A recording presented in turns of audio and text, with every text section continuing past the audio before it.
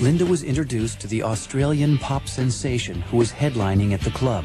His name was Rick Springfield. We went down there, and his manager came over and said, "Would you like to meet Rick?"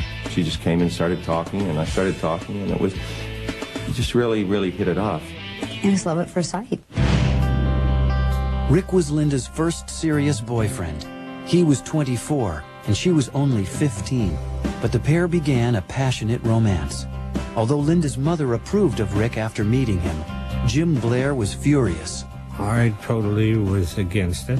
She was too young, so the old father-daughter relationship protection of the child.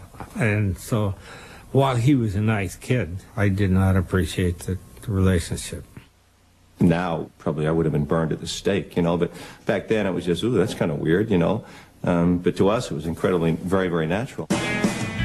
In time, Linda's parents came to terms with their daughter's relationship. They even invited Rick to spend Christmas at their home in Connecticut. I remember running up and down the hall on Christmas morning trying to wake everybody up, and I think I fell and broke my toe or something. I remember I spent the rest of the holiday in a cast. As Linda's romance heated up, the actress' also 17-year-old's tormented image was also starting to play itself out off-screen as her relationship with Rick Springfield began to fall apart. I was going out of town and working on films. That's what took its toll on us. The time we had, you know, it was pretty fiery, but hadn't tended the relationship enough. It was probably, you know, and we'd moved on, and life was calling. Linda was devastated by the breakup, and her depression was compounded when she was told by her even more fulfilling. Linda's next role was even more fulfilling.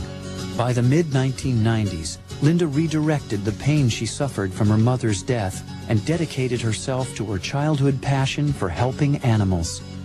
I think she channeled that pain into doing something positive. She's definitely been a great supporter of the cause. Linda loves... Her core has stayed pretty true, which says a lot about who she is, I think. She's very strong. You know, I think people would be surprised how straight her path is. She never ceases to